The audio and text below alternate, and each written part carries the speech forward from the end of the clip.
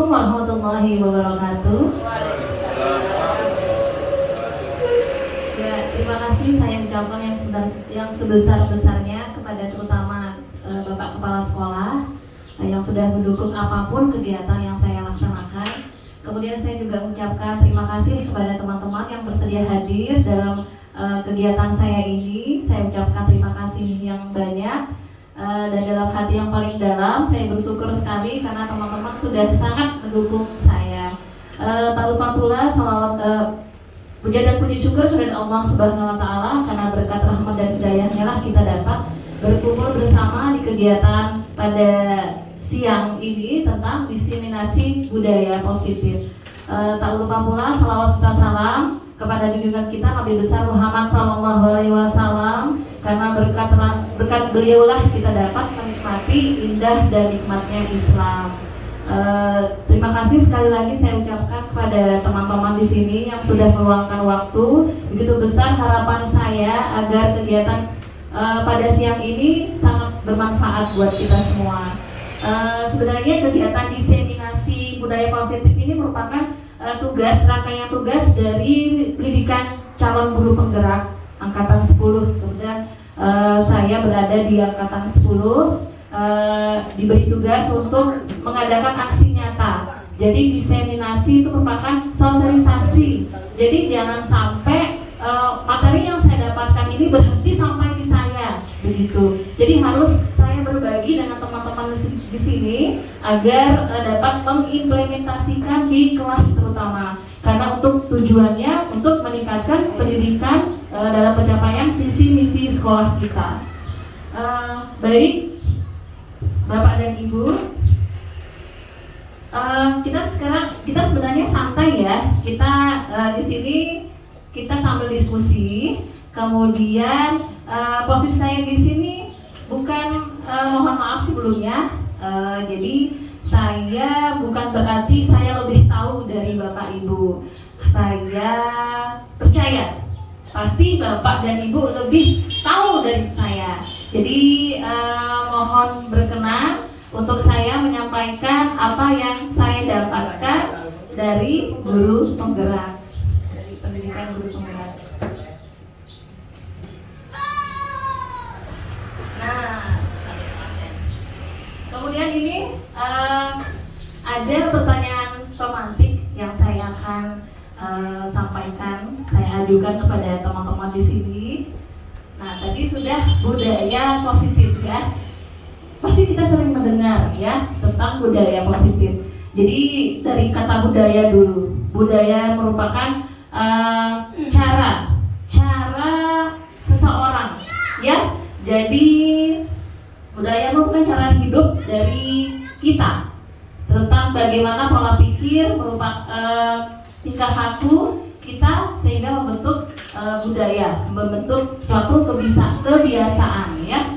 Kemudian coba apakah Bapak dan Ibu setuju bila pemberian hukuman dapat mendisiplinkan siswa? Bagaimana menurut teman-teman di sini? Setuju. Oke. Pemberian hadiah meningkatkan prestasi siswa. Betul. Pemberian hadiah meningkatkan prestasi siswa. Setuju? Boleh setuju, tergantung diri sendiri ya. Ada yang setuju, ada yang tidak, kan merupakan pendapat kita. Jadi boleh sah-sah saja ya. Setuju, oke. Kemudian guru harus mampu memberikan solusi untuk setiap siswa yang bermasalah. Bagaimana menurut teman-teman? Oh, sangat penting ya. Oke. Kemudian yang terakhir, guru berperan sebagai teman bagi siswa. Iya, itu sangat penting. Sangat penting. Oke. Nah, dari pertanyaan ini dan jawaban yang Bapak dan teman-teman yang berikan itu, kita akan menemukan jawaban. Apakah jawaban kita itu sudah sesuai sih? Sudah sesuai enggak dengan budaya positif yang akan kita terapkan di sekolah? Kemudian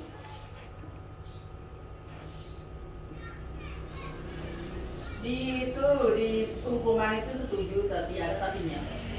tapinya bagaimana tapinya? Ada tapinya. Memberi hukuman itu bukan hanya pukulan saja. Yang fisik, tidak bukan fisik, tetapi memberikan hukuman yang memberi hukuman itu bukan hanya hukuman fisik, tapi memberikan tugas yang agak berat juga termasuk hukuman, ya. Memberikan tugas itu yang agak sulit itu juga termasuk hukuman. Jadi bukan hukuman dalam arti fisik kalau di sini, tapi hukuman untuk mendisiplinkan. Terima kasih. Terima kasih Bu atas bukan pendapatnya. Nanti jawabannya akan terjawab di slide ya pada kegiatan ini gitu. Oke, kita lanjut. Nah, ini ya dari pengertian. Ini adalah pengertian apa sih budaya positif itu, ya. Jadi budaya positif itu adalah perwujudan dari nilai-nilai atau keyakinan universal yang diterapkan di sekolah. Jadi budaya positif ini merupakan cara kita berperilaku, ya. Bagaimana untuk membentuk siswa kita untuk bisa berlaku dan berpikir positif.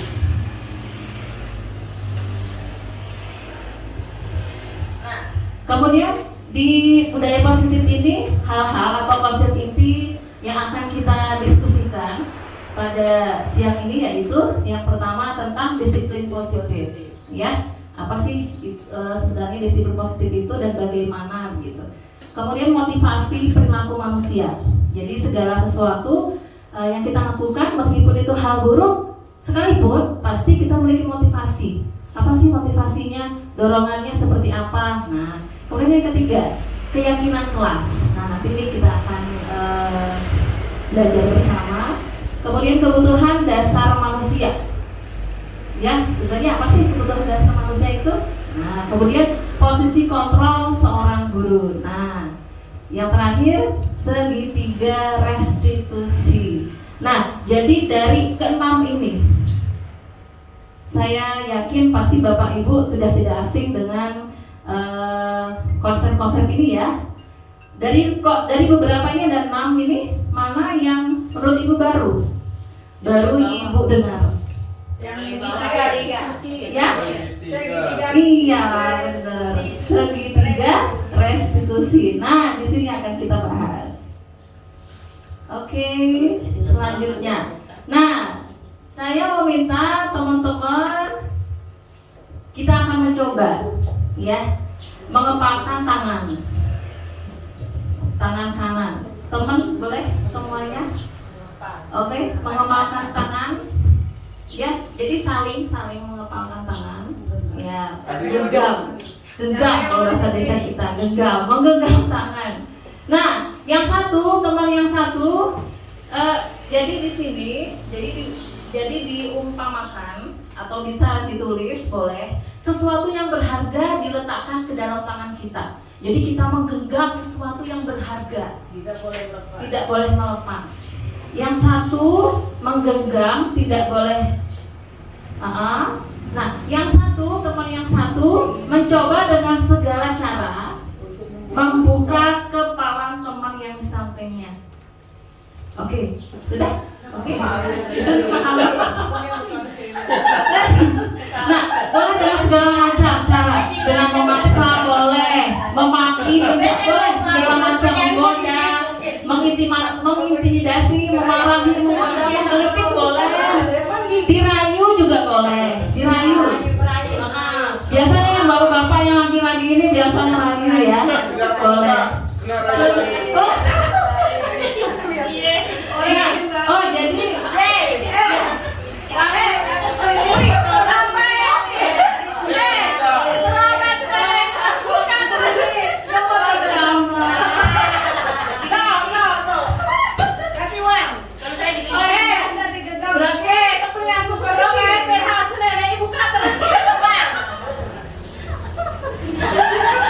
berarti sesuatu yang berharga itu mudah diberikan berarti ya. Kan ada yang mudah nih, ada yang mudah membuka, ada yang masih itu genggam. Kan yang berharga. Ya, sesuatu yang berharga. Jadi ketika orang lain ingin membuka, mengambil, ya. Boleh, harus dipertahankan. Oke, ada yang tetap ya bertahan. Tergantung kemana harus kita berikan. Jadi ya beda-beda ya. Ada yang menjawab dengan pujukan langsung ya, dibuka diberikan. Nah, oke, baik. Jadi ada yang tetap yang buka sendiri. Ya oke, kita lanjut.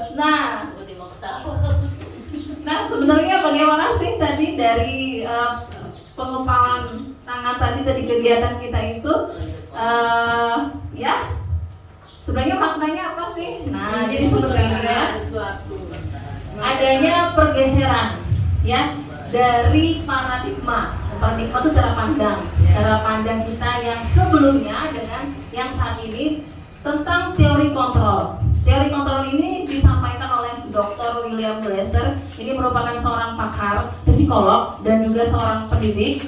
Nah, jadi disampaikan bahwa ilusi guru itu mengontrol murid yang pertama. Nah, jadi dari kepalan tangan itu kita tahu bahwa sebenarnya yang dapat mengontrol diri kita itu siapa? Diri kita sendiri. Seperti itu. Bisa nggak orang lain mengontrol kita? Bisa nggak? Bisa nggak orang lain mengontrol kita? Bisa. Bisa nggak? Bisa. Tapi pada dasarnya tidak ada yang bisa untuk mengontrol diri kita selain diri kita sendiri. Jadi sebenarnya dari ini kita memahami bahwa kita itu sebenarnya tidak bisa mengontrol murid, tidak bisa. Yang bisa mengontrol murid itu adalah murid itu sendiri.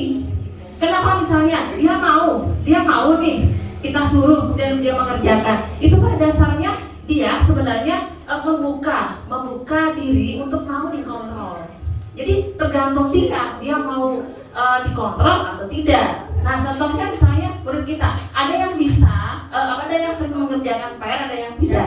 Nah, misalnya yang sering tidak mengerjakan PR nih, apakah kita meskipun kita lakukan gimana? Nggak bisa kan? Iya, seperti itu. Jadi itu yang harus kita pahami, ya. Jadi pada dasarnya kita itu tidak bisa mengontrol orang lain, tidak bisa. Kita juga tidak bisa mengontrol orang lain untuk suka dengan kita, untuk mengikuti apa yang kita mau, tidak bisa. Jadi itu yang harus kita pahami dari teori kontrol ini. Nah, kemudian bahwa semua penguatan positif itu efektif dan bermanfaat. Bagaimana sih maksudnya penguatan positif? Dengan rayuan, bujukan. Ya, apakah itu efektif? Belum tentu. Tergantung. Iya, tergantung keadaan. Belum tentu efektif, belum tentu. Kita rayu, karena bahkan kalau dia sadar bahwa dengan bujukan rayuan, dia kadang kalau sudah ibu itu cuma bisanya bujuk saya, rayu saya, nggak mau saya. Ketika dia sudah sadar bahwa bujukan rayuan itu bisa mengontrol dia, kadang dia nggak mau. Iya, benar, itu namanya tidak efektif sebenarnya. Sekali dua kali bisa, benar. Tapi kalau sejangka panjang nggak bisa, benar. Kita semua sudah paham ya. Nah, kemudian yang ketiga, iya benar. Karena di lapangan memang seperti itu ya, kita ngajar memang. Kemudian ilusi bahwa kritik dan membuat orang merasa bersalah itu menguatkan karakter. Kira-kira benar tidak? Benar. Ini sudah kritik loh. Sebuah kritikan itu pada dasarnya itu adalah identitas gagal bagi siswa. Dia merasa bersalah. Dia tidak rendah diri, tidak pede ya sebenarnya kita kritik itu. Kadang kita kritik, kadang dia bisa, tapi kadang ada yang misalnya kita benar. Iya, benar sekali. Iya, benar. Nah, sudah. Jadi pada dasarnya memang kita harus mengubah paradigma itu ya, tentang teori kontrol. Kemudian ilusi bahwa orang dewasa memiliki hak untuk memaksa. Wah, tidak bisa. Iya, benar. Kita tidak bisa memaksa. Sebagai kita orang dewasa, kita tidak bisa memaksa mengikuti apa yang kita mau, tidak bisa. Ya, iya benar. Tidak bisa. Lagi sebenarnya kalau masih Oke. Nah, jadi memang kebanyakan orang dewasa ini merasa bertanggung jawab ya, bertanggung jawab dengan siswa. Jadi kita berhak untuk memaksa dia, itu sepertinya berhak. kita tidak boleh sebenarnya untuk memaksa gitu ya. Merdeka belajar. Iya, Caranya sesuai. melo-melo, tapi ada caranya Benar. untuk mengajak. Gini, Bukan akan memerintah, tapi benar, mengajak. akan slide selanjutnya akan menjawab itu semua ya.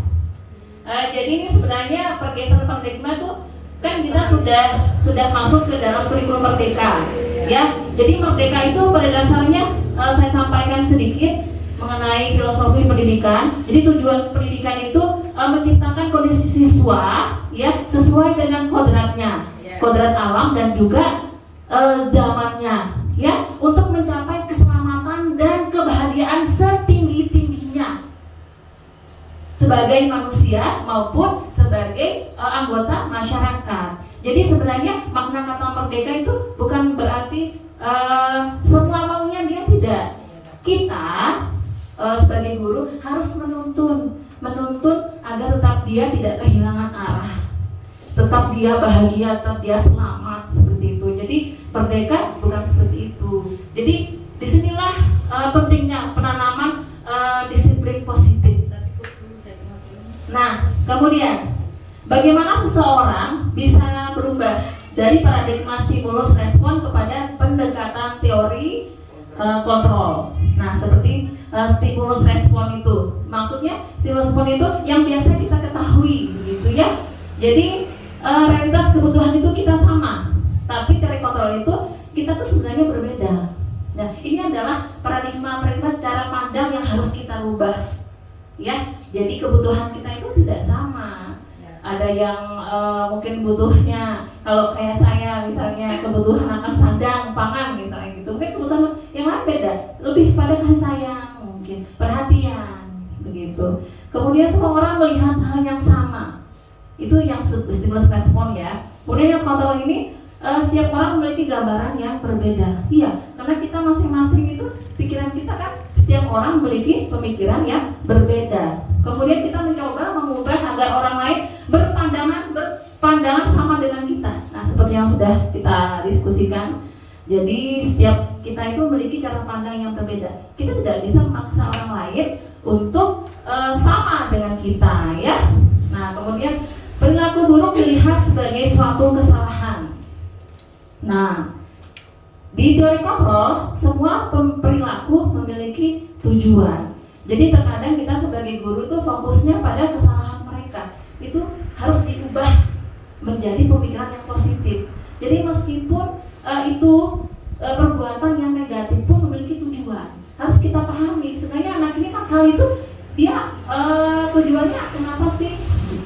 Jadi harus kita bisa memahami murid kita. Itu maksudnya ya. Kemudian orang lain bisa mengontrol saya.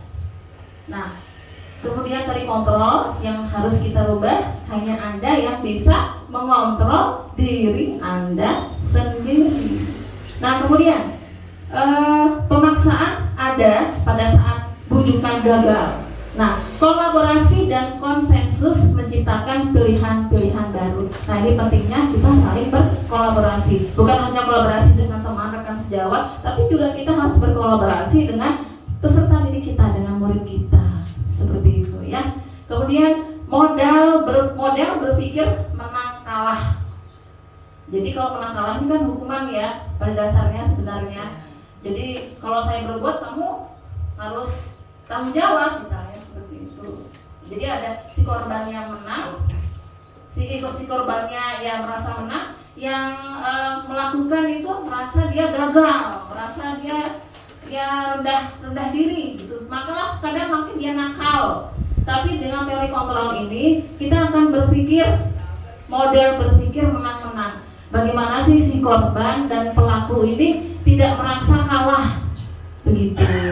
Jadi si korban ini akan mendapatkan solusi dari permasalahannya. Pelaku juga seperti itu, begitu.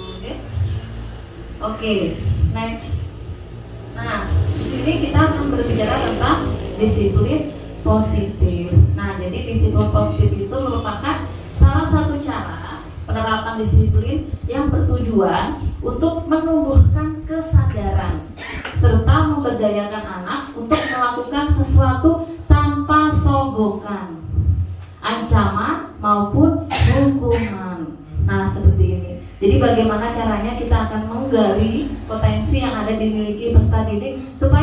sadar bahwa perilakunya itu misalnya tidak benar, dengan secara sadar mau mengakui kesalahan tanpa harus kita paksa misalnya begitu. Jadi kita akan menumbuhkan disiplin positif. Jadi disiplin ini pada dasarnya kalau kita biasa mendengar kata disiplin, apa yang terlintas dari pikiran teman-teman ketika mendengar kata disiplin? Harus rajin. Harus rajin, apa lagi? Disiplin itu adalah batasan yang tidak boleh dilanggar. Batasan yang sudah Batasan, disepakati iya. dan tidak boleh dilanggar. Nah, disiplin ini lebih pada aturan biasanya ya.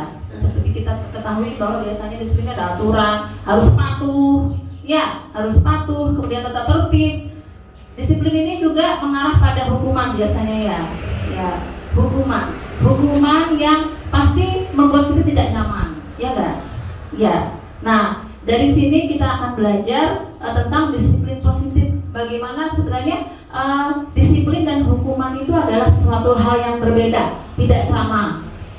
Ya, nah itu disiplin positif, satu cara penerapan disiplin yang bertujuan untuk menumbuhkan kesadaran. Jadi dalam penerapan disiplin ini kita akan mengajarkan kepada siswa agar dia dengan sendirinya sadar. Bagaimana prakteknya itu disiplin positif? Praktek 1, contoh prakteknya Belum sampai di situ ya. Step by step ini. Oke. Sabar. Nanti kita butuh teori, butuh praktek. Saya harus mendapatkan Sabar dulu. Oke. Nah, disiplin positif ini berhubungan dengan nilai-nilai kebajikan. Nah, seperti yang kita tahu, kita terapkan dalam profil pelajar Pancasila. Jadi nilai-nilai kebajikan merupakan nilai-nilai positif, ya, yang kita sepakati bersama untuk kita lakukan untuk mencapai tujuan kita, tujuan yang positif, gitu ya. Ini sudah tercantum dalam profil pelajar Pancasila, yaitu yang pertama beriman dan bertakwa kepada Tuhan Yang Maha Esa. Kemudian apa lagi? Kemudian apa lagi? Mandiri, ya. Kemudian berkebinekaan global, bergotong royong, dan bernalar kritis. Nah, teman-teman pasti sudah tahu ya. Nah, seperti yang saya sampaikan tadi, bahwa segala sesuatu apa yang dilakukan oleh siswa kita memiliki motivasi. Jadi ada 3 motivasi dasar yang dimiliki oleh manusia. Ya, jadi motivasi ini merupakan dorongan.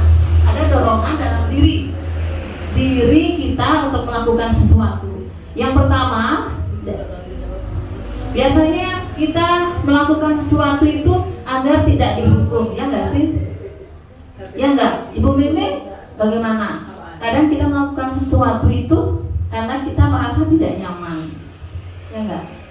Atau berdasarkan keterpaksaan atau hukuman, menghindari hukuman. Kira-kira maksudnya bagaimana? Teman-teman bagaimana? Motivasi kita untuk melakukan sesuatu itu biasanya misalnya datang sekolah, datang ke sekolah tepat waktu kita mengajar misalnya. Sebenarnya kenapa sih kita harus datang tepat waktu ke sekolah? Biasanya apa? Untuk tidak dikurangi. Nah itu menghindari ketidaknyamanan. Entah itu pelanggan, iya. Nah itu salah satu mendapat imbalan. bener, iya. Biasanya kita melakukan, nah contohnya kita datang ke sekolah, iya. Kita menghindari ketidaknyamanan, tidak pengen diomongin sama teman misalnya, iya nggak? Atau misalnya agar tidak mendapat hukuman. Nah, jadi anak-anak kita juga seperti itu, ya. Dia datang tepat waktu itu sebenarnya untuk menyenangkan guru misalnya, atau biar tidak dihukum.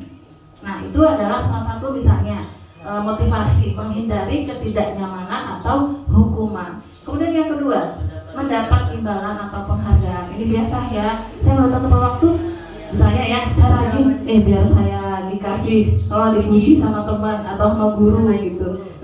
Kemudian dikasih something, misalnya sesuatu gitu kan, hadiah. Nah ini merupakan yang kedua hal ini merupakan motivasi eksternal namanya. Kemudian yang ketiga, menghargai diri dan menjadi orang yang mereka inginkan. Ini yang kita harapkan dari anak didik kita, supaya dia memiliki motivasi internal, adanya kesadaran diri. Ya, nah jadi seperti itu. Bangga menjadi diri sendiri. Ya, benar sekali. Nah, kemudian ini adalah perbedaan yang bisa kita lihat antara hukuman, kemudian konsekuensi dan restitusi yang tadi ya, tentang restitusi. Nah, hukuman itu biasanya dalam bentuk verbal maupun fisik, dan dia menyakitkan, ya nggak sih? Ada hukuman yang tidak menyakitkan? Ada apa contohnya? Bersihkan WC. Menyakitkan gitu. Bersihkan WC. Menyakitkan perasaan, bersihkan WC. Oh,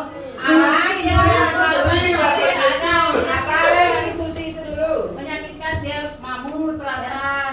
Ya, lebih tenang Bu. Tidak menyakitkan.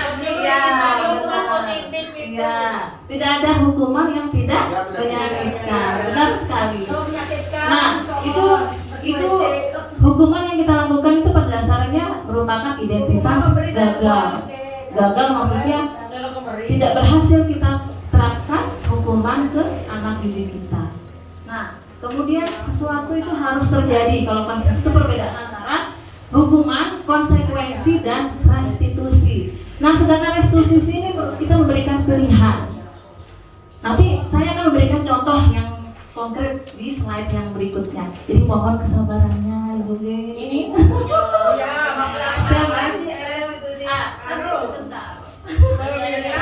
Saya berikan contoh dulu, ya.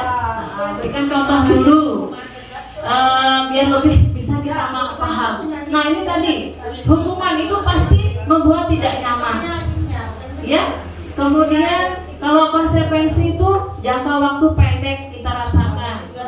Nah, kalau restitusi itu menguatkan, ya, menguatkan siswa kita. Jadi karakternya memiliki karakter yang lebih kuat, begitu, seperti itu ya. Nah, jadi hukuman itu pada dasarnya perilaku pasif. Nah, dia akan, anak itu intinya dia akan merasa tersakiti, baik verbal maupun fisik. Nah, kemudian konsekuensi ada konsekuensi dari perbuatannya. Ada apa ya? Umpan timbal balik gitu ya. Kemudian peraturannya, nah ini adalah kalimatnya yang di sini. Di sini ini adalah kalimat hukuman. Nah ini, kamu harus, jadi satu arah ya. Jadi guru melakukan, kamu harus seperti ini, lalu melakukan buku, waduh enggak. Buku serapek enggak. Nah, kalau konsekuensi dia lebih lembut. Kamu mampu melakukannya tidak? Nah, seperti itu. Kemudian kalau restitusi kalimatnya seperti ini. Nah, apa yang kamu yakini? Kemudian apa yang bisa kamu lakukan untuk memperbaiki masalah ini? Jadi restitusi ini lebih pada pemecahan masalah, solusi yang kita harapkan bisa dia bertanggung jawab terhadap perilaku yang dia lakukan. Jadi dia bisa, kita harapkan memecahkan masalah dia, memberikan solusi bagi dirinya sendiri yang terbaik bagi dia, seperti itu. Tapi dengan tetap atas bimbingan dan tuntunan dari kita, seperti itu. Berarti di konsekuensi itu masih ada hukumannya. Masih, ya. Hukuman apa Masih. namanya? Tapi tidak se-ekstrim yang hukuman. Ya, tidak se-ekstrim. Masih lembut lah kita ngomong, meskipun dengan bahasa yang lembut. Masih disuruh mencari sendiri atau tapi Restitusi. Ya. Kalau ini dikasih pilihan. Dikasih pilihan. Kamu bagaimana maunya, seperti itu. Jadi dari segi psikis juga anak-anak itu beda ya. Kita ngomong halus, lembut, dengan cara bahasa kita yang baik itu beda. Apa yang kita sampaikan dari hati pasti sampainya juga dari ke hati anak itu. Jadi seperti itu. Iya, dari hati ke hati. Seperti misalnya pasangan perempuan cowok cewek. Gak mungkin cewek itu atau cowok itu nggak tahu kalau kita cinta sama dia nggak mungkin. Pasti tinggal baik. Nggak mungkin nggak tahu. Perempuan itu biasa sensitif loh. Nggak mungkin nggak tahu bahwa dia itu sayang sama kita. Ya, apalagi laki-laki ya. Kalau cowok itu untuk meluluhkan hati wanita pasti dengan apa? Dengan cinta kasih yang perhatian. Ya enggak? Sekeras apapun perempuan, ya, jika laki-lakinya ya datang penuhi dengan hati, ngomong dengan hati, diberi kasih sayang, perhatian, wajib luluh. Pagi belum Pasti luluh. Iya, ceweknya lulu, kamu berangkat kan mati. Pasti luluh. Karena cewek itu sebenarnya senang digombalin ya. Cewek itu senang digombalin. Kebanyakan. Ya. Kalau ibu aku nggak senang. Iya, senang digombalin pada dasarnya ya. Dan cowok itu sebenarnya sukanya janji ya. Tapi kalau perempuan itu kalau dia memang benar-benar serius lagi itu pasti berasa di hati kita, pasti itu. Nah itu yang kita lakukan sebenarnya dengan murid kita. Kalau kita ngomong baik, ini nak, kamu seperti ini nak, wajib pasti itu nyampe ke hatinya, pasti itu. Ya. Nah kemudian, ini sudah, oke. Ya. Budaya itu yang terakhir. Restitusi itu adalah hukuman, itu adalah pilihan terakhir yang kita lakukan jika hukuman adalah pilihan terakhir jika kita sudah melakukan hal yang tidak berubah misalnya itu pilihan terakhir. Tapi kalau bisa kita tidak melakukan hukuman terhadap sesuai kita. Ya, tapi sesuai dengan perbuatan anak itu gitu. Tapi memang ada hal-hal ya, betul sih. Ada hal-hal yang tidak bisa kita sampaikan ya. Kita takut masuk sel. Misalnya nih ya, tapi itu. Tapi diselak. Diselak-selak. Iya. Seperti anak itu buat perilaku kriminal misalnya, tindakan kriminal. Kita kayaknya tidak cukup ya hanya dengan konsekuensi saja, kayaknya tidak bisa. Jadi mungkin harus kita berikan hukuman. Kalau kita tidak bisa, ya nanti tanggung jawabnya kepada polisi yang akan memberikan hukuman maupun konsekuensi. Ya, jadi seperti itu. Nah, oke, kita lanjut. Itu masih sebatas Pasangan Nah, ini belum masuk ini. Bagi anak-anak yang buang kotor ini, buang sampah sembarangan, besok bawa uang edukasi ibu. Udah. Nah, juga. tapi Masuk hukuman ke menyakitkan. Oke, nanti terjawab setelah selesai. Masuk Pasti akan terjawab. Nah, kemudian berdasarkan bagian di atas itu penjelasannya tentang hukuman, konsekuensi dan juga restitusi. Ini menjawab pertanyaan dari Ibu Mimin. Jadi hukuman itu tidak terencana, bersifat satu arah. Saya sebagai guru, kamu kerjakan itu. Kalau enggak, gitu. Jadi tidak ada kesepakatan antara kita dengan siswa kita. Jadi kita tekan siswa kita itu. Kemudian bisa berupa hukuman fisik maupun psikis. Psikis maksudnya dengan menggunakan verbal. Jadi sebenarnya hukuman itu bukan hanya fisik saja, bukan. Tapi kata-kata yang menyakitkan itu sebenarnya juga sebuah hukuman. Makanya kita sebagai guru itu harus menjaga, bukan hanya menjaga tindak tanduk kita, tapi cara berbicara kita. Ya, kontrol diri. Jadi kita bicara tentang kontrol diri. Nah, jadi kita ini kan guru. Guru itu adalah teladan. Guru itu singkatannya apa sih? Nah, ibu dan ditiru. Jadi apapun kita itu sebenarnya kita itu adalah model. Anak itu adalah penjiplak. Apa yang kita lakukan pasti akan dia ikuti. Ya, jadi buang sampah sembarangan. nah, sedangkan gurunya buang sampah ikutin dong pastinya ya. Kemudian, Thomas, misalnya itu, kita Thomas Pelau, panggil Belok cara, terus senangnya kita udah esok kan roh. Terus nah lu jangan suka pekerante yang misalnya itu bahasa bukan bahasa kali isi kemudian itu nyumpa. Sumpah serapah. Belok cara, itu akhirnya tau deh orang kita suka nyumpa gitu. Penduduk hutan. Penduduk hutan. Kalau saya bilang isi kebun binatang. Binatang. Nyambung itu ke binatang. Iya, itu adalah hukuman sebenarnya ya. Karena mentalnya pasti down. Kemudian konsekuensi itu bersifat terencana dan sudah disepakati. Kemudian bentuk-bentuk konsekuensi itu dibuat oleh pihak guru dan juga sekolah kita terutama. Nah ini restitusi.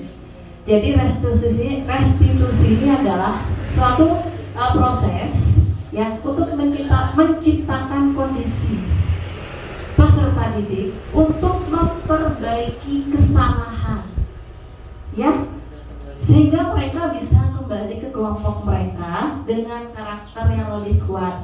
Karakter yang lebih kuat di sini bukan dia berarti menekan perasaan, jadi tidak boleh melakukan perasaan, bukan seperti itu.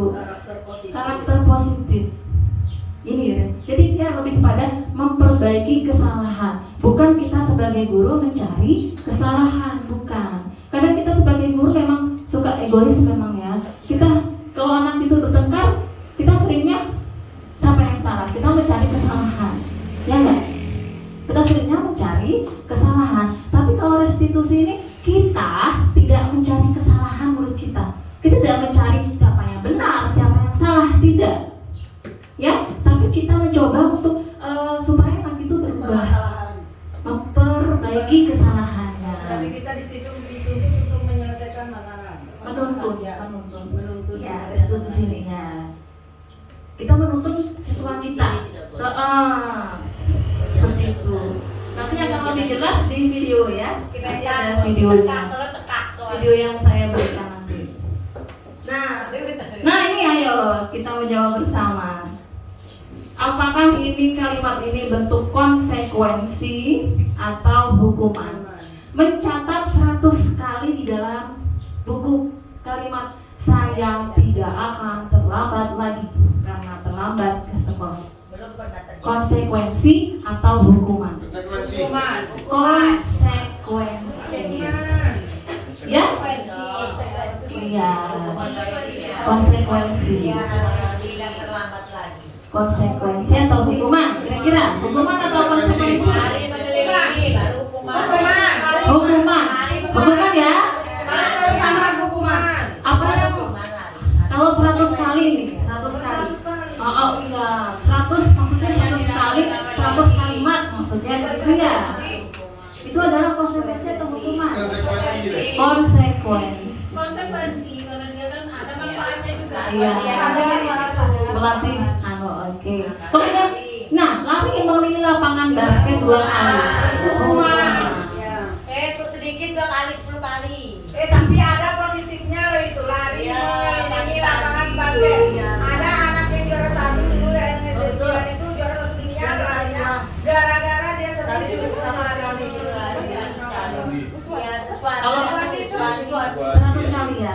Tapi misalnya dia kan suka dalam kerja PR lari, suka lari dalam sekolah lari itu saja. tapi menurut teori kontrol ini hal ini tidak bisa digunakan untuk semua siswa kita. Ya ada siswa Iya, tidak boleh.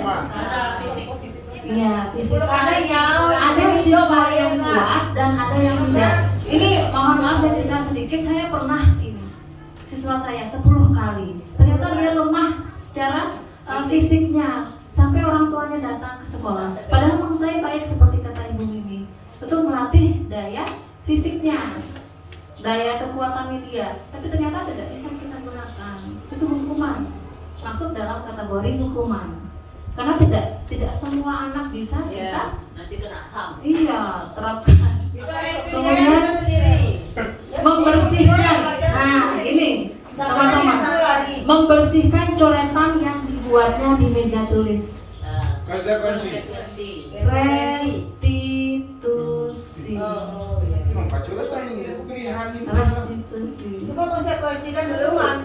Iya, sebenarnya ini adalah restitusi. Biar ada tiga Iya, pilihan. iya. Kurang ini ya. Kurang ya. Oh maaf. Ya, Ini dimaafkan. sebenarnya restitusi ini. Ya, betul. Ya, karena dia berusaha memperbaiki kesalahannya. Kemudian murid diminta untuk push up 15 kali. Hukuman. Oke. Berdiri di depan kelas sambil angkat satu kaki. Hukuman. Membersihkan WC. Karena merusak kesehatan. Ya. Kemudian konsekuensi atau hukuman kira-kira ini? Bersihkan WC atau Iya, konsekuensi? konsekuensi ya. Karena tidak jangka panjang dirasakan sama anak itu. Kalau hukuman itu dirasakan secara jangka panjang dan bahkan menimbulkan dendam di guru itu. Coba kita ingat, kita flashback itu ulang kembali masa kita SD. Ada nggak guru-guru yang masih kita ingat yang memberikan hukuman kita sampai sekarang? Tetapi kan positifnya banyak kita dapatkan sampai hari ini. Benar sekali. Apabila kita terapkan hal seperti itu, hal positif itu akan dikembangkan sekarang. Karena kita sudah belajar seperti itu, ya. Sekarang zamannya sudah berbeda. Kita tidak bisa menerapkan yang dulu diterapkan ke anak sekarang, tidak bisa. Karena zamannya sudah beda. Anak itu sekarang sudah apa HP. Ya, jadi pengaruh dari ekstrensifnya itu lebih besar sekarang. Jadi kita sebagai guru itu punya tantangan yang luar biasa untuk sekarang. Karena anak itu bukan hanya tantangan dari dalamnya diri, pengaruh dari dalam, pengaruh dari luar juga. Banyaknya sekarang pengaruh dari luar. Ya, seperti itu. Oke, kita lanjut. Dari keliling lapangan. Ini sebenarnya berhubung dengan hubungannya dengan tujuan pendidikan ya yang disampaikan oleh Ki Hajar Dewantara. Jadi kita itu harus mengajar itu guru itu sesuai dengan kodrat alam dan kodrat zamannya. Guru itu harus berubah menyesuaikan keadaan zaman. Jadi guru sekarang itu Dan sekarang itu guru berada di mana? Di depan, di belakang, apa di tengah? tetap tiga-tiganya. Tetap tiga-tiganya. Tetap Kayaknya kan handaya. sekarang ada di belakang deh guru. Hanya mendorong saja kan? Ing karso sang tulodo, ing madya mamang karso tuturi handayani. Nah, dan sekarang kalau berada di belakang Handayani. Tetap siap. Masih di depan untuk contoh. Tetap siap. Kita tuh sebagai model, contoh. Saya kira hanya di artis. Makanya itu kan tadi saya sampaikan sebelumnya, dalam berkata-kata, dalam berperilaku kita harus yang positif, yang baik, karena kita adalah contoh model bagi murid kita. Di tengah kita memberikan semangat. Nah, ini termasuk disiplin itu semangat, dukungan kepada dia agar tingkah lakunya itu Di depan sebagai contoh ya. iya, depan contoh model. Yang belakang itu memberikan dorongan. Tetap tiga-tiganya tetap. Kira motivasi aja. Tetap. Nah, kemudian, sekarang ada istilahnya didukung oleh penghargaan. Ternyata penghargaan itu juga termasuk ke dalam hukuman. Ternyata, menurut ahli ini ya, psikolog dan juga seorang pendidik, bahwa penghargaan itu juga masuk ke dalam kategori hukuman. Nah, pengaruh jangka pendek dan jangka panjang. Jangka pendeknya mungkin berhasil, efektif. Tadi dia sampaikan sama ibu nih. Tapi dalam jangka panjang dia tidak akan berhasil. Dia hanya mau melakukan jika diberi penghargaan. Jadi ada waktu-waktu tertentu. Jangan sering kita memberikan penghargaan. Jadi anak itu seakan-akan dia tidak ikhlas melakukan apapun karena mengharapkan imbalan, penghargaan. Seperti itu. Pas sudah kurikulum merdeka itu yang tidak Iya. apa namanya? Tidak ada ringkat. Nah, itu alasan ya. Alasan Tapi kenapa kenapa kita masih selalu memberikan hadiah? itu yang harus kita rubah sebenarnya. Itu harus kita rubah dari budaya kita. Sebenarnya tidak ada. Ya, sebenarnya ini mengacu ke sini. Nah, kemudian penghargaan tidak efektif. Seperti yang disampaikan tadi, tidak efektif. Mungkin dalam jangka pendek, oke, ya. Tapi jangka panjang tidak. Anak itu tidak apa? belajar kalau nggak ada hadiah. nggak ada hadiahnya. Jadi nggak ada motivasi dalam dirinya. Yang kita harapkan itu adalah motivasi intrinsik yang timbul dari dalam diri. Tapi ada sisi sendiri. positifnya, Bu.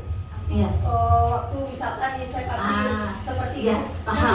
Ada motivasi, Ya. benar. Tapi seperti yang saya katakan tadi, tidak boleh terlalu sering. Ada waktu-waktu tertentu boleh.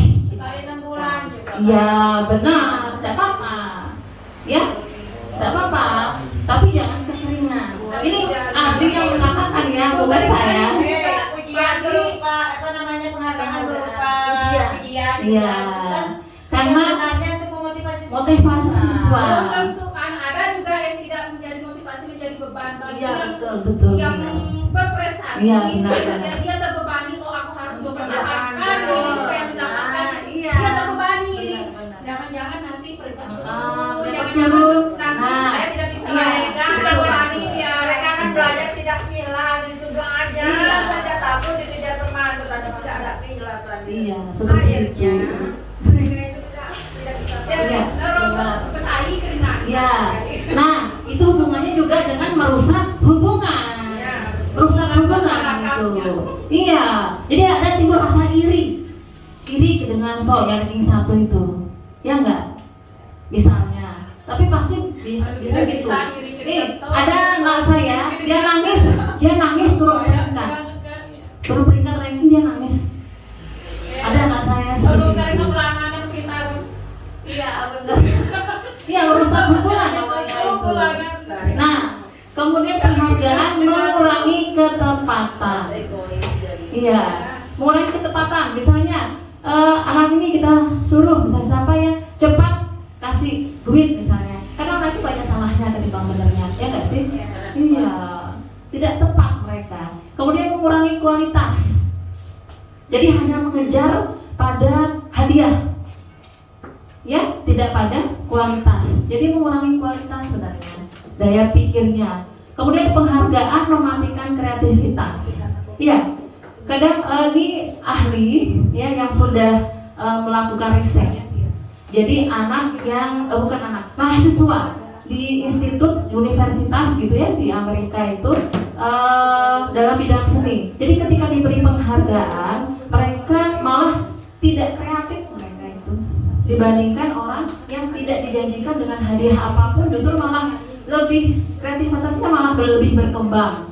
Seperti itu hasil riset. Kemudian penghargaan itu menghukum. Nah, seperti yang disampaikan tadi benar, itu menghukum diri sendiri sebenarnya. Ya, seperti disampaikan tadi sudah. Kemudian motivasi itu dari dalam diri. Nah, ini akan harus kita pacu, kita tuntun anak kita supaya dia timbul motivasi dari dalam diri, bukan dari ekstrinsik, apalagi dari penghargaan. Jadi misalnya anak kelas 1 bisa membaca, akhirnya bisa membaca, pasti dia senang ya. Tapi ketika terkadang, ini menurut ahli riset ya, ketika kita memberikan hadiah misalnya sudah dia bisa membaca, itu sebenarnya secara tidak langsung kita mengambil kebahagiaan dari dia. Biarlah dia bahagia sesuai dengan kodratnya dia. Nah, jadi sering saya sampaikan perubahan sekecil apapun yang terjadi dengan siswa kita harus kita hargai, sekecil apapun. Karena potensi yang dimiliki anak, perubahan yang dimiliki ini terbaik, potensi terbaik yang dimiliki bukan versi kita, tapi versi anak. Awalnya misalnya belajar dengan kita, belum bisa membaca, kemudian akhirnya dia bisa membaca, meskipun hanya satu kata ya, misalnya B apa, J ujung, misalnya, tak banyak ya, istilahnya personalnya itu ya, abjad ya. Itu harus kita hargai. Jangan kita, kau tak kabegano kamu sama dengan lin kantong baca kau gedul. Seperti itu. Tidak boleh seperti itu. Ya, tidak boleh seperti itu. Ya, jadi itu memang potensi yang dimiliki. Jadi setiap anak ini memiliki, ketika dia lahir itu sudah dia membawa potensi dan karakter yang dimiliki. Jadi anak itu bukan kertas kosong, bukan. Dia sudah membawa potensi. Tugas guru hanya Menuntun, iya, mengembangkan laku, menuntun potensi yang dimiliki untuk mencapai potensi terbaiknya. Menurut versi mereka loh ya, bukan versi guru, bukan. terbaik yang ada di mereka. Iya, seperti itu. Itu adalah filosofi pembelajaran dan pendidikan yang disampaikan oleh Ki Hajar Dewantara. Jadi kita guru itu menuntun potensi dan karakter yang dimilikinya oleh anak. Jadi menuntun pesan didik. Misalkan anak yang betul-betul dari awal tidak berprestasi, tidak bisa segala macam. Kemudian kita tuntun. Tidak ada satu orang pun di dunia ini tidak dilahirkan dengan Ya, kelebihan. potensi yang bukan berbeda. begitu.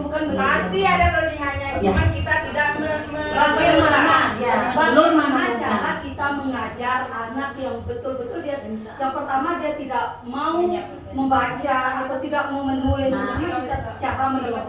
Yang pertama ada kebutuhan dasar yang harus kita ketahui dari anak itu. Sebenarnya Tidak ada latar belakangnya itu ya potensi motivasinya itu seperti apa? Tidak ada menyanyi, tidak ada pokoknya tidak ada. Tapi nggak mungkin. Nggak mungkin. Ada. Manusia itu pasti ada Ya. kelebihan itu ada kelainan. Saya yakin dia sama manusia. Tapi meskipun ada kelainan ya, jikalau Lagi kita tolong menjadi Oke, guru harus ya. oke. Seperti yang dikatakan Ibu Esti, jika dia memiliki kelainan, jika anak ini yang memiliki kelainan autis misalnya, diserahkan ke orang yang benar-benar ahli, pasti orang yang guru yang tepat yang bisa membina dia pasti berubah. Tenang, tetap. Anak itu dilahirkan dengan potensi yang beda-beda. Dia sudah membawa karakter potensi dalam diri. Kalau kita umpamakan Mas, ada Udin. Bagaimana caranya kita mendidik Udin? Udin, coba serahkan kepada Tidak ada guru yang spesial. Kita akan mengajak kerjasama dengan pihak luar. Karena kita memang tidak memiliki kemampuan itu, kita akan bekerja sama dengan pihak luar. Kan kemarin sudah dididik untuk apa namanya? Inklusi. Nah, itu adalah salah satu cara untuk mendidik siswa supaya itu dia menemukan potensi terbaiknya. Seperti itu, wajib. Kena jadi begitu hebat. Tidak, kita latih. Karena dia punya potensi di sini. Ya, Kita ambil. Kalau misalkan mohon maaf Ibu Yati, saya potong. Ini murid saya, Dika. Mungkin ada yang pernah mengajar Dika. Dika itu terus terang sama sekali dia kurang dalam pembelajaran. Tetapi setelah saya gali dan melakukan pendekatan kepada dia, ternyata dia itu orangnya sangat pede. Yang pertama, ketika saya suruh maju apapun dia pede sekali. Yang kedua, dia ternyata suka menyanyi. Dia pandai menyanyi dia. Nah kan akhir-akhir kalau kita potensinya ini, kita tidak tahu apa potensinya dia. Benar. Makanya saya sering anak saya ini, makanya kita harus memahami siswa kita. Entah itu dari motivasi, kemudian unsur istri dalam dirinya, kita harus tahu background dia, latar belakang dia. Saya anak ini kok nggak bisa apa-apa. Iya. Tugas guru itu semakin berat Ibu Yati, makanya uang yang kita makan tutup pahit. ya betul. Gini Bu yang akhirnya yang saya lihat Mohon maaf, mungkin kita lanjut ke sesi tanya jawab ya, biar mempercepat ya. Kita sesi tanya jawab. Tutup pahit. Besar tuh nyampe. Nah, gampang. Nah, oke, kita lanjut. Nah, sekarang mengapa yang kita buat itu adalah keyakinan kelas. Keyakinan kelas itu sama dengan kesepakatan kelas.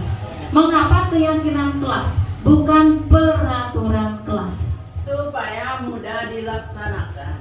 Ya, supaya mudah dilaksanakan karena kalau keyakinan kelas itu adalah peraturan yang dibuat secara bersama-sama antara guru dan siswa yang akan dilaksanakan oleh siswa sendiri, dan peraturannya itu akan ditaati oleh siswa sendiri dan tidak memberatkan karena mereka sudah, kalau peraturan itu biasanya dibuat oleh oleh guru dan dia punya apa namanya melaksanakannya. Tapi kalau sudah di kompromi, ya anak dan guru itu sudah kompromi, makanya mereka akan mentaati apa yang sudah disepakati. Ini mana?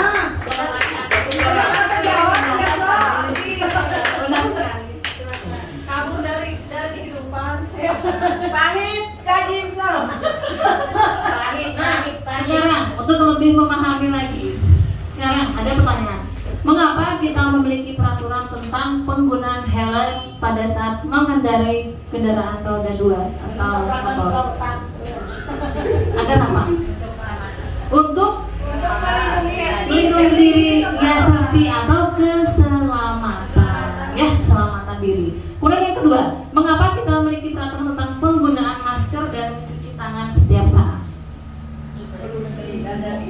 Iya, untuk kesehatan dan juga untuk keselamatan. Bukannya dua hal ini adalah yang kita yakini? Bukannya seperti itu? Kan kita yang yakin, ya enggak? Ya. Kalau misalnya kita tidak pakai helm, maka Bisa kena batu tuh parah. membahayakan keselamatan diri, ya enggak sih? Iya. Nah kalau misalnya kita nggak suka cuci tangan nih, kita jorok, bagaimana? Membahayakan kesehatan kita. Itu adalah sesuatu yang kita yakini. Apakah kedua ini masuk ke dalam aturan? Bukan. Sesuatu yang kita yakini. Nah, seperti itu. Nah, seperti yang disampaikan oleh Ibu Rudi sekali. Jadi keyakinan itu dibuat dua belah pihak atas kesepakatan bersama antara guru dengan murid, seperti itu, dan bersifat universal. Maksudnya hal-hal positif yang kita yakini ini bersifat umum untuk kepentingan kita bersama, maksudnya seperti itu ya. Kemudian peraturan biasanya dibuat oleh guru dan bersifat satu arah. Jadi tidak peserta didik tidak diajak untuk diskusi. Ya. Pokok melanggar. Ya seperti itu. Pokok melanggar, kali bahasa kamu. Iya, benar sekali. Nah, oke. Sekarang kita akan menuju kepada prosedur. Prosedur itu adalah langkah-langkah dalam membuat keyakinan sekolah atau keyakinan kelas. Yang pertama, mempersilahkan warga sekolah untuk mencurahkan ide apa yang diinginkan, ya, tentang peraturan yang disepakati.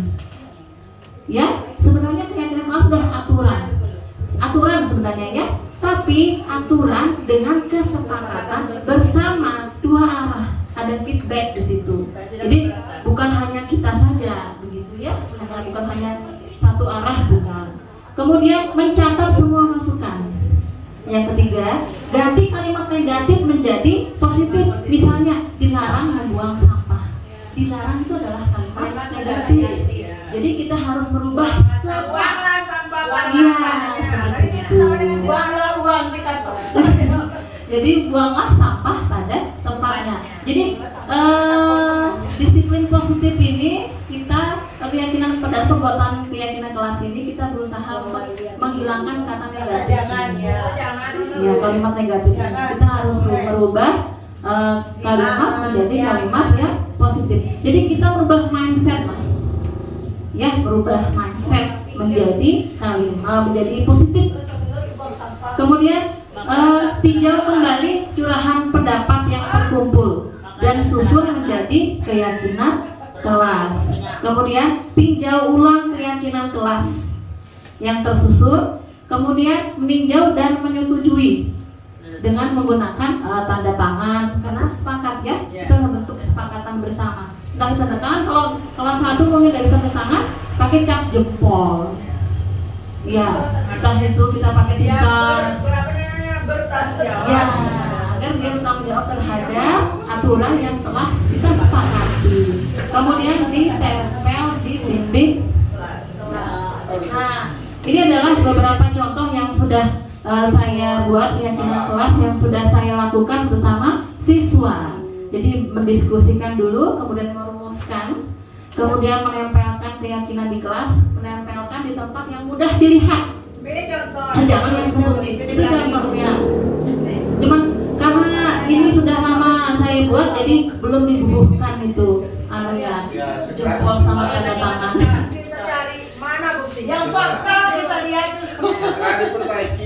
Jadi keyakinan itu sama seperti kesepakatan kelas.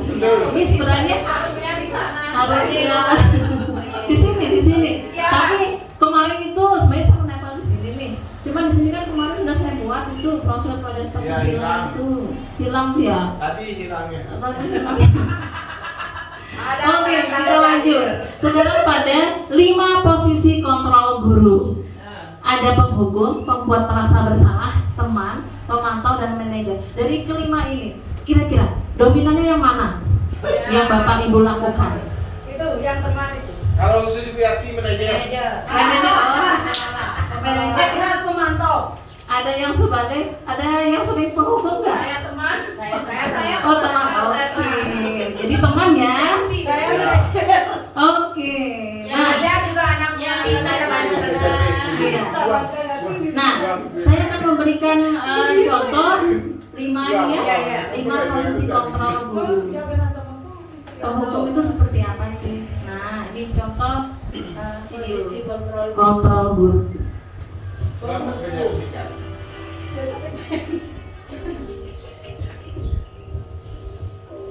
Ini anak aku. SMP. Oh. Rusak pada soyo. Sebuah stilus. Sini kamu. Nah, mama tantangan aku. Rusak. Ibu Awi. Rumah sakit bang. Ibu Awi. Caranya alasan kamu apa lagi? Malas sekali ya kamu jadi anak. Baik-baik ini. Yang kamu Ibu Mimi berarti Ali. sudah berapa kali Ternyata kamu apa videonya? Ayo cocok. Ibu Awi. Ibu Awi pas. Ibu Awi kali ini. kamu melawan ibu? Berani-beraninya jawab sudah terlambat. Itu doang kita berjawab mirip. Kamu ketahuan. Sekarang keliling lapangan basket 5 kali sekalian. Biar kapok. Cepat. Pergi sana ke lapangan basket. 10 kali kurang. So anak ibu khas. Nah, itu adalah kontrol guru sebagai penghukum. Suaranya bagaimana suaranya? Suaranya dengan nada tinggi. Ya, kemudian dia lebih mematahkan ya, mematahkan identitas siswa, identitas gagal. Dengar jawaban. Ya, benar. Penghukum. Oke, kita lanjut. Nah, ini posisi pembuat merasa bersalah. Seperti apa sih? Ya, Pak, enak kan. Kalian yang Aren. Saking nyampal. Naren. Kamu kenapa terlambat lagi, Nak? Ibu Mimi kali Ibu Mimi. Ibu ini. Kalau kamu terlambat lagi, nanti ibu yang ditegur bapak kepala Oh, sekolah, Nak. Disangka ibu tidak bisa membina kamu. Duh, gimana ini? Duh, Gusti Naren. Ibu Awi kami ibu tahu. Kepala sekolah. Masa dodol kamu saya bawa. Ini kamu sudah sering terlambat loh. Ini apa Ibu ini? ini Mas. Nyanyi di tapi. Saya soko. Lain kali jangan bikin ibu susah lagi anak ya. Ya Bu. Ibu tidak akan Pak itu kan butuh ibu ya. kalau bapak kepala sekolah. Sampai cepat kelas. Jantungan tadi. Murid ditaruh ke beli Mas saya Ini beda ya. Penghukum beda membuat merasa bersalah. Nah, mungkin bisa diperhatikan dari ekspresi wajah anak bagaimana bedanya penghukum dengan merasa bersalah. lebih tegang yang pertama, tegang yang Iya. Kalau menurut saya itu dia lebih merasa tertekan di Iya, merasa betul. bersalah karena kan seolah-olah dia yang membebani guru kan. Jadi dia Benar tertekan sekali. di situ. Iya. Kalau dihukumkan selesai, setelah dia lari Iya. selesai hukuman habis nih dia. Kalau di sini Bahkan- dia ke jangka panjangnya lebih Bahkan lebih Iya, kalau penghukum itu biasanya timbul dendam loh karena Iya. dari anak-anak kita itu biasanya seperti itu penghukum itu. Kalau merasa bersalah, kalau kadang dia minder gitu. Kalau diucapkan oleh kalimat seperti ini. Membuat merasa bersalah. Ya. Oke, kita lanjut. Posisi teman. Nah,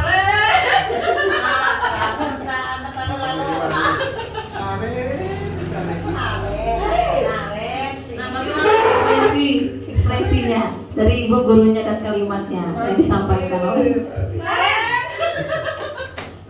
Aduh, Syarif. Bukan bersalah. Wah, sudah jam berapa ini nak? Terlambat lagi ya sayang. Anita ibuin Anita. Ibu saya membangunkan saya, Bu. Kamu malah menyalahkan ibu kamu. Kamu bukan anak yang larinya paling kencang. Kok terlambat sih? Jadi ya terus sempat. Iya, Bu. Saya Banyak, membangunkan banyak. tadi. Jadi, biarpun Aku saya mau tari, nak bawa terus. agak kejar, Bu. Ya sudah sana. Nanti lain kali larinya lebih kencang lagi ya. Biar gak terlambat lagi. Bikin seneng ibu. Demi ibu. Bisa kan? Bisa, Kasih Bu. kita. Ya sudah sana masuk kelas. Ibu beresin urusan absen kamu. Kamu ini ada-ada saja. ini adalah posisi kita guru sebagai teman. Jadi tapi cinta. Oh, tidak gampang. Dari ibu mereka.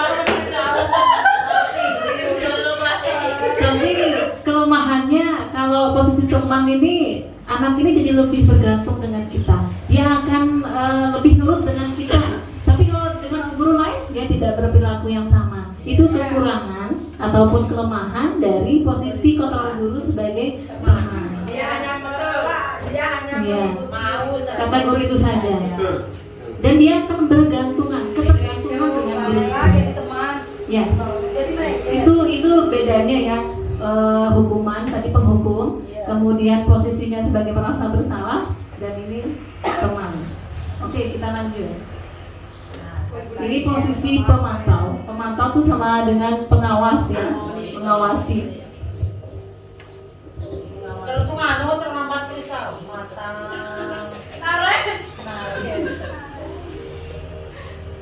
Naren! Aduh. Bu.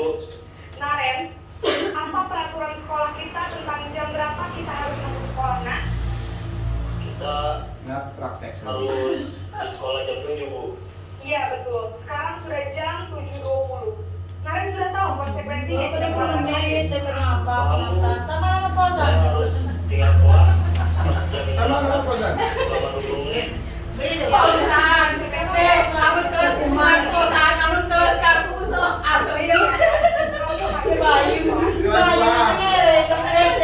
Kelas 2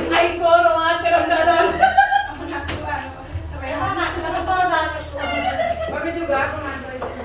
Bapak tidak terus sama pemantau. Jadi ada konsekuensi terhadap yang dilakukan. Kalau dia selama 20 menit, maka dia selama juga. Ketinggalan pelajaran, iya seperti itu. Nah, lanjut. Manajer. Nah, ini adalah posisi manajer.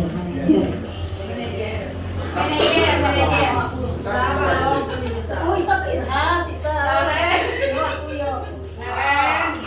Ah, iya gitu. Naren,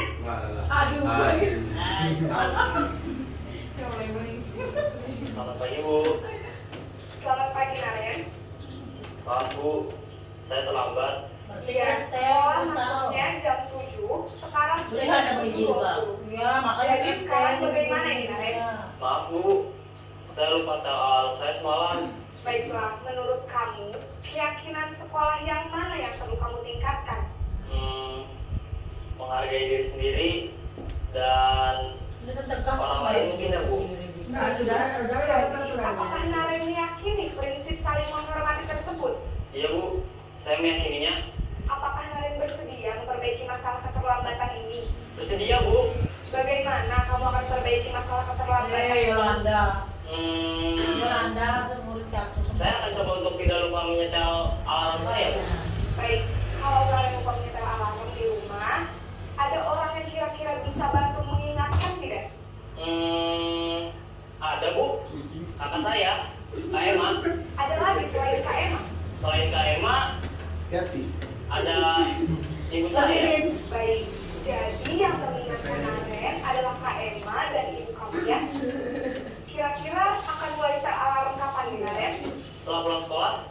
akan segera saya lakukan.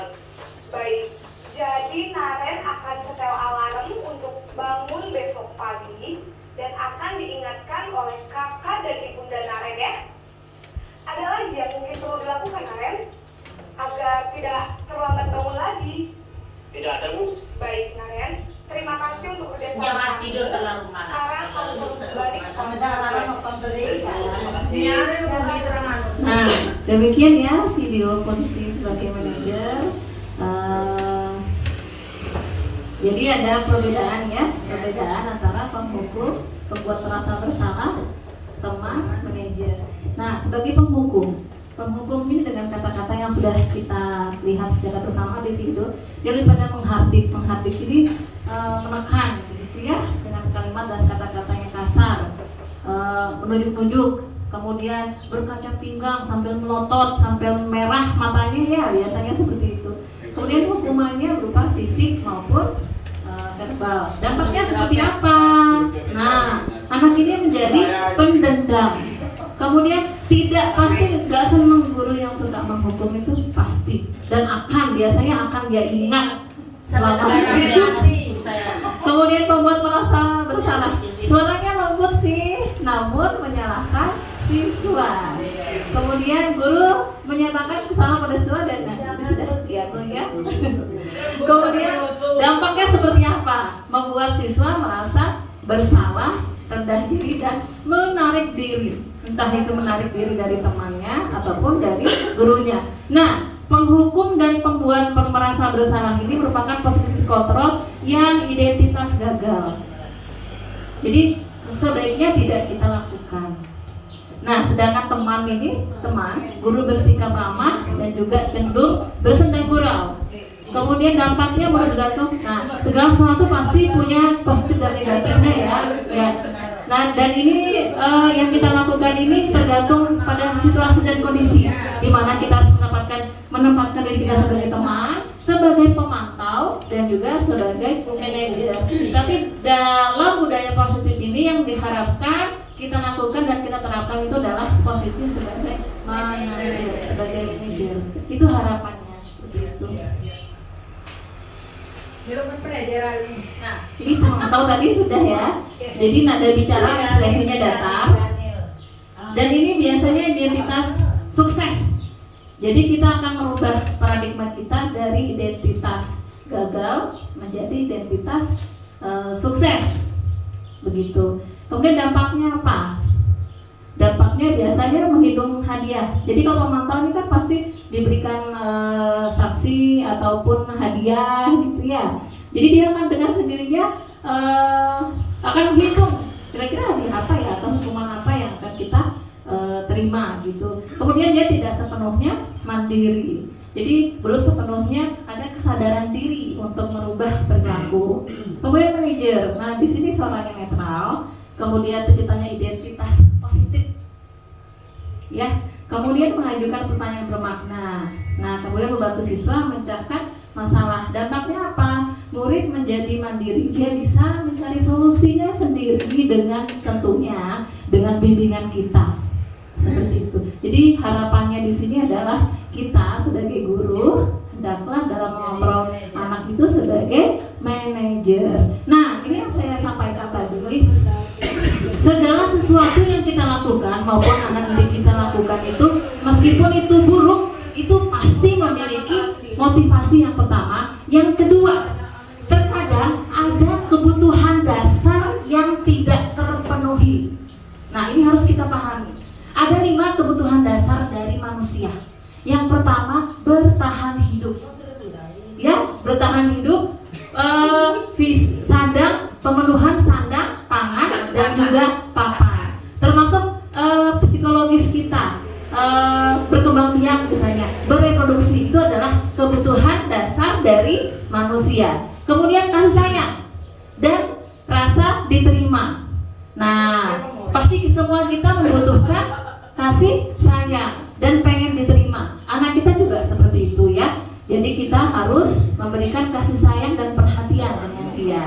Kemudian penguasaan itu maksudnya di sini lebih pada dia ingin dihargai. Hebat, kamu bisa ini gitu. ya. Jadi ketika dia bisa menguasai sesuatu, dia membutuhkan penghargaan. Ya, penghargaan maksudnya dalam bentuk ucapan, misalnya seperti itu. Ya, dihargai. Jadi dasarnya gitu, kita ini manusia itu ingin dihargai. Nah, kemudian kebebasan. Kebebasan ini kita membutuhkan kebebasan. Kebebasan itu berhubungan dengan pilihan. Jadi seandainya misalnya kita mengajar, anak-anak bisa kita berikan, nah kamu berikan pilihan, kamu belajar yang nyaman di mana? Dalam kelas atau di ruang kelas, misalnya di masjid atau di itu kolam bebek. Saya sendiri seperti itu. Jadi saya terapkan seperti itu. Jadi anak itu memiliki kebebasan agar dia bisa meluapkan apa yang dia inginkan. Kemudian kesenangan, pasti semua kita membutuhkan kesenangan ya. Anak-anak juga seperti itu. Bahkan anak-anak itu sukanya itu belajar sambil bermain karena memang karakternya ya memang menyukai kebebasan ya, kesenangan.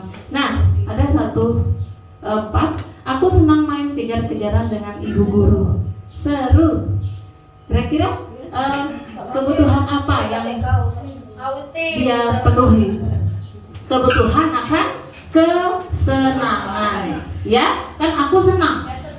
Kemudian ibu kejar aku karena ibu guru sayang aku. Ini adalah kebutuhan kasih sayang dan diterima. Aku hebat kan? Bisa bikin ibu guru kejar aku. Aku hebat kan? Ini penguasaan ya. Kemudian aku bosan belajar mewarnai terus dalam kelas. Pemenuhan kebutuhan akan kebebasan ya. Nah, oke. Sudah jam 12. Sebentar ya. Lagi sedikit kok slide saya. Nanti saya edit bagian ini. Oke, kemudian dunia berkualitas. Nah, dunia berkualitas ini. Oke, kita lanjut sedikit lagi ya. Kemudian dunia berkualitas. Dunia berkualitas ini kita ibaratkan dengan kita punya suatu album foto. Kalau album foto kita taruh di album kita itu sesuatu yang apa? Kita punya album foto nih. Ya. Sesuatu yang apa biasanya? Sesuatu yang berharga. Sesuatu yang menurut kita penting, ya enggak? Memori penting, memori kesenangan, ya enggak? Yang hal-hal yang positif. Kalau yang kalau yang negatif kita masukkan enggak dalam album kita? Hapus dari, ya benar. Jadi seperti ini. Dunia berkualitas itu ibaratnya sebuah album, ya. Kita hanya menempatkan sesuatu yang menyenangkan, ya, sesuatu yang positif, yang berkesan buat kita, bukan hal-hal yang negatif. Jadi seperti itu ya. Jadi siapakah orang yang paling penting dalam hidup Anda? Siapa yang paling penting dalam hidup Anda? Ya, pasangan hidup. Kemudian nilai-nilai kebajikan, nilai-nilai baik apa yang ada, yang terpenting dalam hidup Anda? Nilai-nilai positif, nilai-nilai kebaikan. Apa misalnya? Ya, nilai kebajikan. Apa misalnya? Kerjasama yang kayak tadi itu ya. Kemudian kalau Anda menjadi orang yang ideal, hal apa yang karakter apa yang paling Anda inginkan? Apa misalnya? Karakter. Nah. Kalau ingin menjadi orang ideal, maksudnya orang yang baik lah, ya tidak ada sempurna ya sebenarnya. Yang ideal, yang baik begitu. Karakter apa? Apa misalnya? Pasangan hidup kalau harus mengerti kita. Oke, ya benar. Yang baik lah intinya ya. Pekerjaan yang menyenangkan. Ya, pekerjaan menyenangkan. Oke. Kemudian pencapaian Anda yang sangat Anda banggakan. Sudah berhasil anak-anak misalkan. Oh iya benar. Anak berhasil ya. Oke. Sukses, punya pekerjaan yang baik, yang layak untuk menghidupi dirinya sendiri misalnya. Kemudian pekerjaan ideal apa? Apa pekerjaan ideal bagi Anda? Ibu sebagai sebagai guru dong ya misalnya. Kan kita memilih menjadi guru. Kemudian, nah oke, yang paling bermakna dalam hidup Anda apa? Saya sudah menjadi lulus ketiga kali. Oh iya, betul. Setiap orang memiliki pencapaian, ya, kebutuhan yang berbeda. Pengalaman bermakna bagi dirinya juga berbeda. Nah, jadi dunia berkualitas ini kita menginginkan upaya yang positif untuk diri kita. Kemudian segitiga restitusi. Nah, ini tadi restitusi itu tadi sudah disampaikan. Jadi restitusi itu adalah suatu keadaan atau proses ya, suatu proses menciptakan kondisi murid untuk memperbaiki kesalahan mereka sehingga mereka dapat kembali pada kelompok mereka dengan karakter yang lebih kuat. Di sini ada segitiga restitusi, ada peletakan dasar pertama yaitu menstabilkan identitas. Jadi setiap orang, kalimatnya seperti itu. Setiap orang pasti pernah melakukan kesalahan. Tidak semua orang sempurna. Ibu juga melakukan kesalahan, contohnya seperti itu. Kamu bukan satu-satunya yang pernah melakukan ini. Nah, jadi seperti itu ya. Kemudian yang kedua, validasi kebutuhan. Tadi berdasarkan motivasi dan juga kebutuhan dasar. Jadi kita harus memahami itu. Jadi kalimatnya misalnya gini, kamu tuh punya alasan ya kenapa kamu melakukan hal seperti itu misalnya. Adakah cara yang lebih efektif untuk mendapatkan apa yang kamu butuhkan? Nah, kemudian menanyakan keyakinan. Ini validasi kebutuhan maksudnya kita harus lebih mengetahui apa sih sebenarnya yang dibutuhkan oleh anak ini gitu atau siswa kita gitu kan. Kemudian menanyakan keyakinan. Sebenarnya nilai apa sih yang sudah kita sepakati begitu. Kamu ingin menjadi orang seperti apa? Itu adalah menanyakan keyakinan. Oke. Nah ini contoh kasus pertama. Mantap tuh. Tadi saya melaporkan dari beberapa mahasiswa harus diberikan dan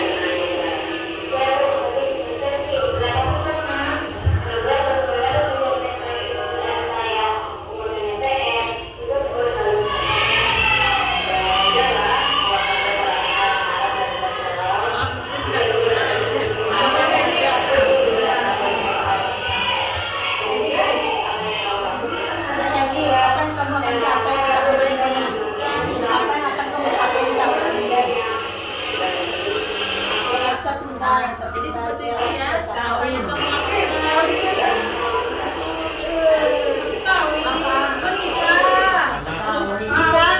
Banyak. Bisa buat jadi yang telah saya terapkan di segitiga restitusi ini adalah contoh di kasus yang kedua. Tapi selama ini ada ya. Tapi kan ingat mungkin. Lagi saya hati jadi yang kedua. Jadi suami yang kedua. Papu, adik soal bapak.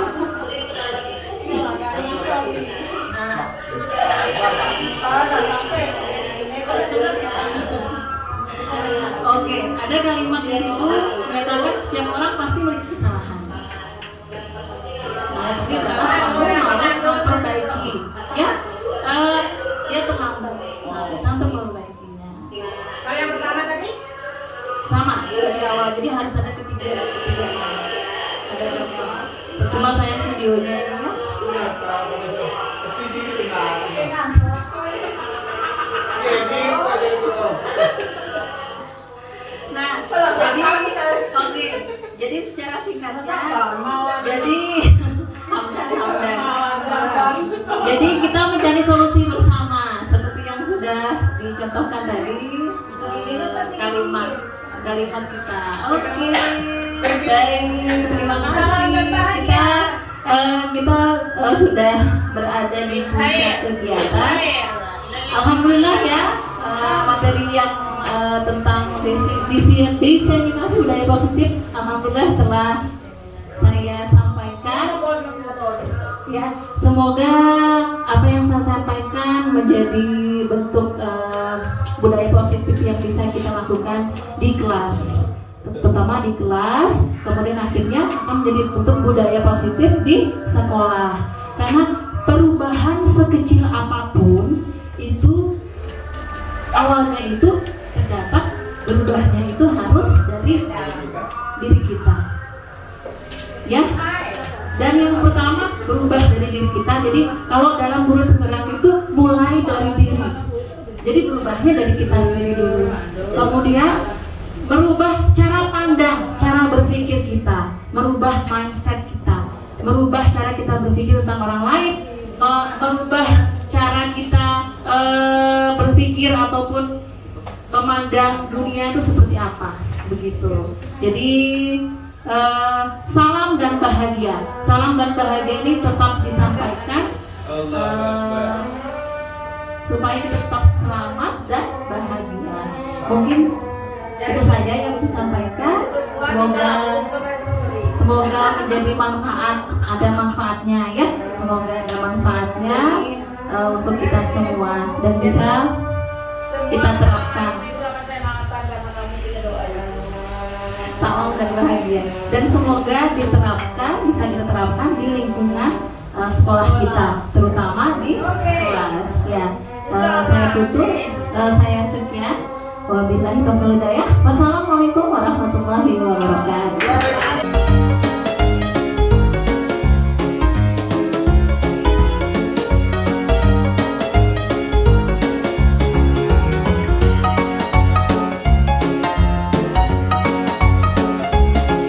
Assalamualaikum warahmatullahi wabarakatuh.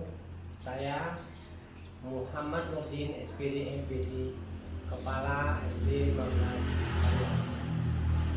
Dari kegiatan yang baru saja kita lakukan, kita ikuti bersama-sama yang telah dipaparkan oleh guru penggerak, yaitu Ibu Indrasari SPD, mengenai diseminasi budaya positif sekolah. Alhamdulillah, dengan kegiatan ini ternyata banyak sekali manfaat, banyak sekali kesan pesan yang dapat kita ambil dalam rangka membina, membentuk, mengarahkan, menciptakan anak kita menjadi anak yang berbudi pekerti, menjadi anak-anak yang berbudi baik, yang sesuai dengan profil pelajar Pancasila.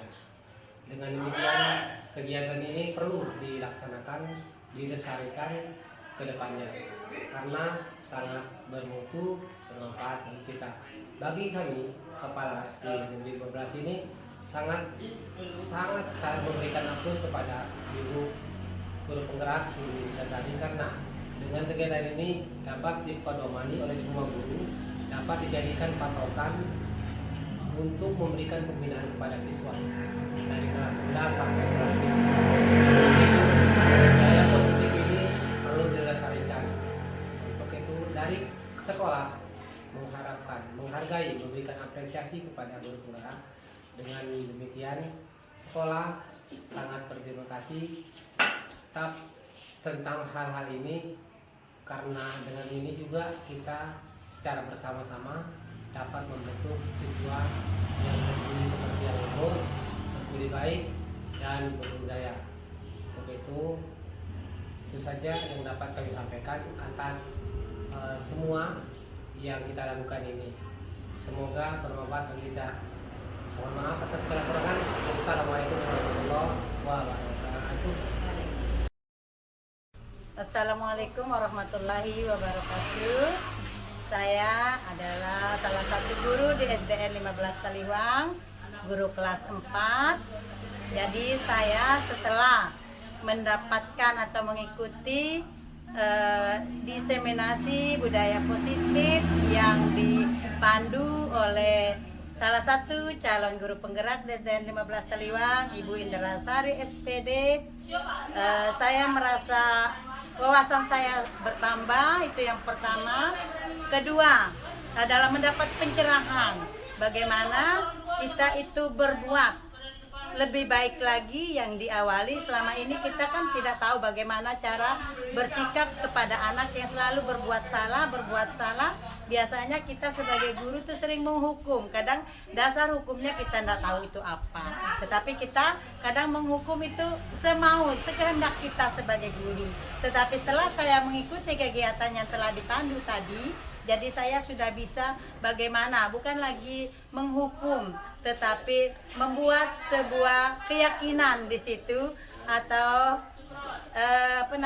keyakinan lah, sebuah keyakinan supaya apa yang kita lakukan bukan berupa hukuman, melainkan sebuah kesepakatan bersama dan memecahkan masalah yang dilakukan oleh siswa itu. Nanti dia insya Allah ke depannya dia akan lebih baik, karena apa yang dia pecahkan sendiri itulah menjadi kesepakatan kita bersama dan akan kita laksanakan bersama. Akan membuat anak itu akan lebih bertanggung jawab kepada masa depannya sendiri. Demikian yang dapat saya sampaikan. Kurang mohon maaf. Wabillahi taufiq wal hidayah. Wassalamualaikum warahmatullahi wabarakatuh. Assalamualaikum warahmatullahi wabarakatuh. Saya Ibu Mimi Yudiana SPD dari SD 15 Taliwang akan menyampaikan pesan saya setelah pesan dan kesan saya setelah mengikuti destinasi yang diadakan oleh calon guru penggerak yaitu Ibu Indrasari. Kesannya acara ini cukup bagus, memberikan pencerahan kepada saya dan guru-guru lain, yaitu yang pertama, menjadi guru itu saya rasa bukan tugas yang terlalu gampang, tapi tugas yang paling berat. Terutama sekarang di dalam kita mengambil keputusan, di dalam kita membimbing dan mengajar anak-anak itu, kita memerlukan kita mendapat ketantangan yang lebih besar, karena anak-anak zaman sekarang adalah anak-anak yang membutuhkan bimbingan yang lebih daripada yang kemarin-kemarin. Untuk itu saya rasa dengan mengikuti acara ini, saya sendiri pribadi menemukan cara untuk dapat membimbing dan memberikan pembelajaran pada anak-anak saya menuju pada masyarakat yang cerdas. Cuman itu, wabillahi taufiq wal hidayah. Wassalamualaikum warahmatullahi wabarakatuh.